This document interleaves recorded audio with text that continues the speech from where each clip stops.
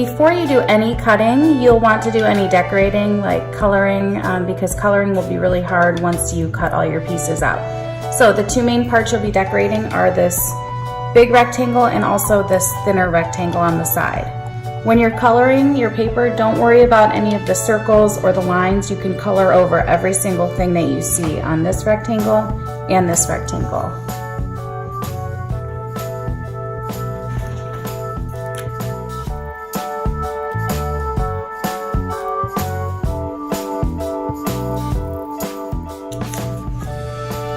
Once you finish coloring, you're going to want to cut out this big rectangle around the dark dotted line on the outside, and also cut around this thin rectangle with the dark dotted line. So you'll have 2 pieces. Make sure you hold on to both pieces and don't lose them.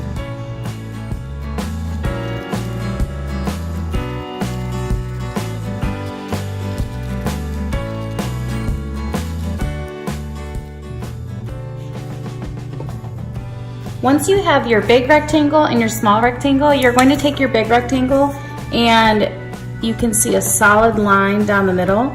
As carefully as you can, you're going to fold your rectangle in half down that solid line and keep it folded.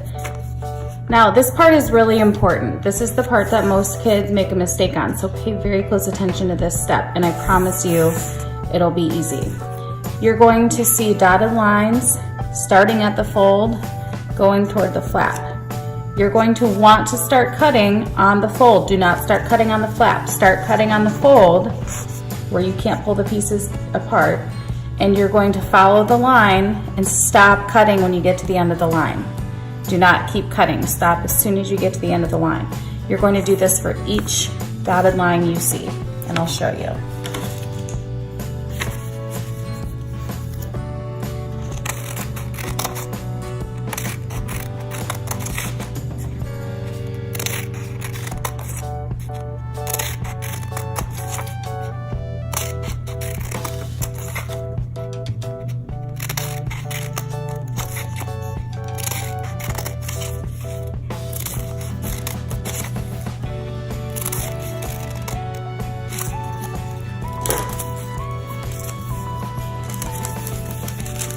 When you open it back up, you'll see a lot of slits in your paper, so you have to handle it carefully. This is where the circles come in. You are going to want to put a dot of glue on this circle and a dot of glue on this circle. I recommend using glue sticks. That would be the best glue to use.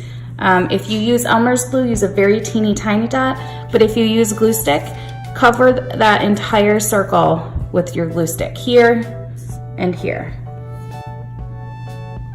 Once you have glue on both dots, you will want to take your first circle and connect it with the other side of the paper. You'll take your second circle down here where you put the glue, and then you'll connect it to the bottom half. This will give you your lantern, so you're almost done and your lantern will be cool and bouncy. But the last thing you need to add is your handle. This can be done with tape or glue. I only have tape, so I'm going to show you how I would do it with tape. So let me do that.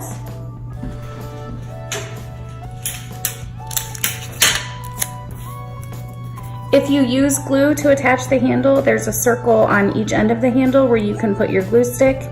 If not, you can also use those spots to put your tape. You can line up your handle either on the outside of the lantern like this, or you can put it on the inside of your lantern like this. It's totally up to you. Since I only have tape today, I'm going to put a piece of tape on each dot. And I'm going to stick one piece here. And you'll do the same thing if you have glue. And you're also going to stick the other piece or your glue on the other dot and simply tape it to the other side of the lantern. And here you have your lantern. You can decorate it however you want. You can use colored tape, you can use markers, crayons, whatever Mrs. Larison will let you use to make these beautiful lanterns. Good luck, have fun.